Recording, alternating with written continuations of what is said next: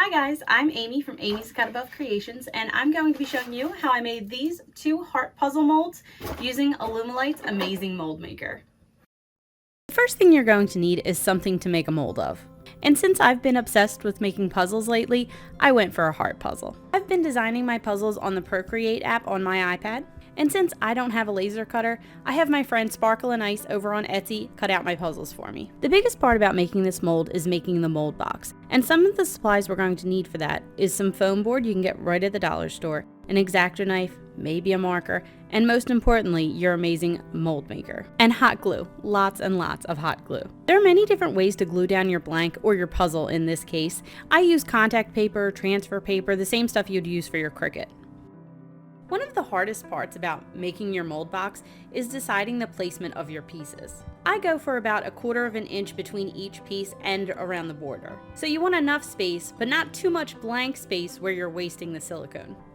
I went back and forth a lot about where I wanted to place my puzzle pieces in the box. I struggled with wanting the puzzle to look like it should when it's done, but just a little spaced out, or just placing them the best way they're going to fit. In the end, I ended up rotating the whole thing and placing everything from the corner out. But depending on what mold you're making, you can place it however you want.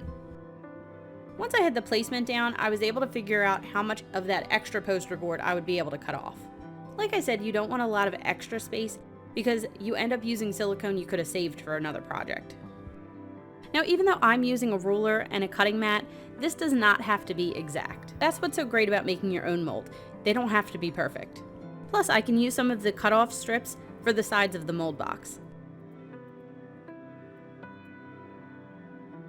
To make the sides of my mold box, I used up some of the scrap foam board I had laying around. I wanted my mold to be about 1/2 inch thick, so I cut these side pieces between 1/2 inch and 3/4 of an inch.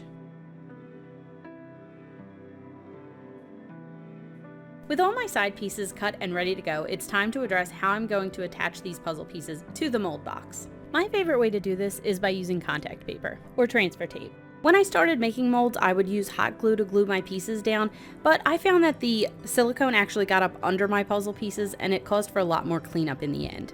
I still get a little bit of that when I use the contact paper, but it is so much less. And everyone's preferences are going to be a little bit different on how to do this. But there's really not a wrong way to do this as long as your pieces stay down.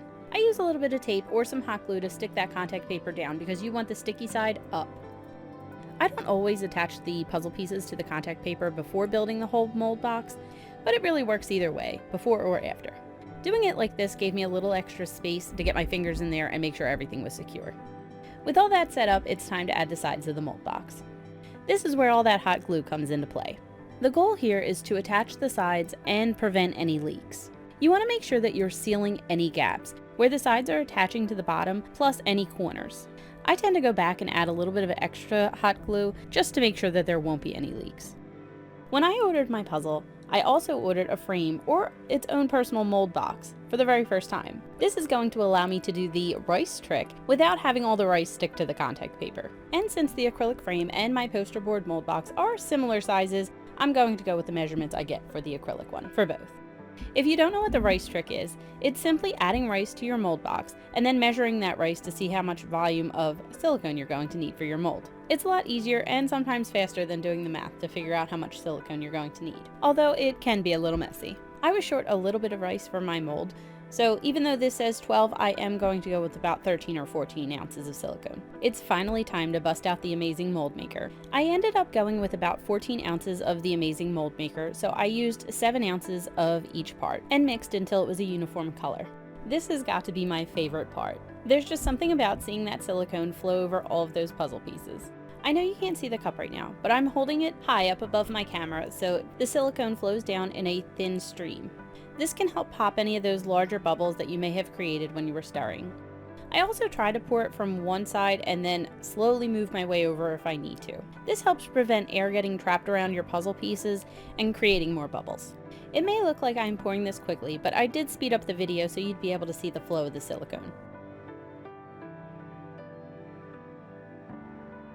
For the second heart mold, I mixed up another batch of Amazing Mold Maker. Since there's only about 6 to 8 minutes of work time for this product, I did not want to mix up a big batch and not have enough time to pour it all. The pouring process was the same for this heart, except I wasn't as worried about leaks for this one. Fortunately, I didn't have any leaks with either mold. These molds will be set in 30 minutes, but fully cured in 24 hours. I usually wait until the next day to pull these new molds out of their mold boxes.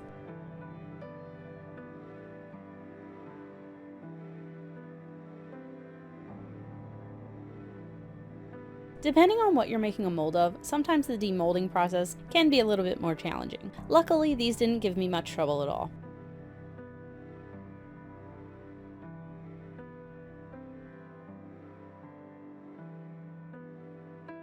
Most times when I make a mold box out of poster board, I end up having to rip off a side just to be able to get the new mold out of the box. But I didn't have to do that here. And in theory, I should be able to use this mold box again. Although the heart-shaped one is cuter, so I will probably use that more often.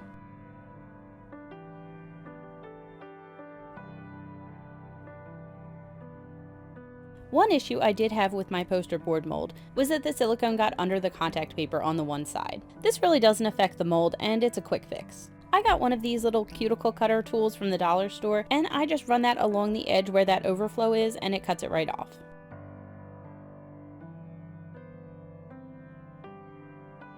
And here they are, 2 completed heart puzzle molds. If you make something similar, I'd love to see it. You can tag me at Amy's a Cut Above.